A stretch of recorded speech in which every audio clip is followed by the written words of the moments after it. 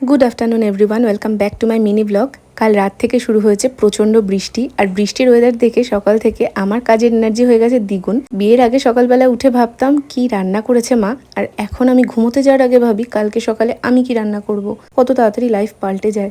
রান্নাঘরের কাজ কমপ্লিট করে এসে দেখলাম বিছানাটার অবস্থা ভীষণই শোচনীয়, সেজন্য সেটাকে তাড়াতাড়ি করে গুছিয়ে নিলাম। এদিকে বৃষ্টির মধ্যেই ছাতা মাথায় দিয়ে রিন্টু বেরিয়ে পড়েছে কাজে। আমিও স্নান সেরে আমার একটু স্কিন কেয়ার করে নিচ্ছি। বিয়ের পর একটা জিনিস আমি খুব ভালোভাবে রিয়েলাইজ করেছি, তোমার জন্য তোমাকেই ভাবতে হবে আর নিজের হয়ে নিজেকেই লড়তে হয়, না হলে কেউ করে দেওয়ার থাকে না। যদিও এটা বুঝতে আমি অনেকটাই লেট করে ফেলেছি, তবে হ্যাঁ এখন খুব ভালোভাবে এটা বুঝে গেছি। তাই আমার প্রায়োরিটি লিস্টে এখন আমি সবার প্রথমে নিজে সবসময় ভালোভাবে থাকার চেষ্টা করি, পজিটিভ ভাবার চেষ্টা করি আর নিজেকে ভালো রাখার চেষ্টা করি। আজকে জানো তো আলমারি খুঁজতে গিয়ে এই ব্রেসলেটটা খুঁজে পেয়েছি। এটা আমি হারিয়েই ফেলেছিলাম, খুঁজেই পাচ্ছিলাম না। রিন্টু এটা আমাকে এনে দিয়েছিল। বাচ্চা এখন প্রায় 1:30। আমার সমস্ত কাজ শেষ। চলো আজকের মতো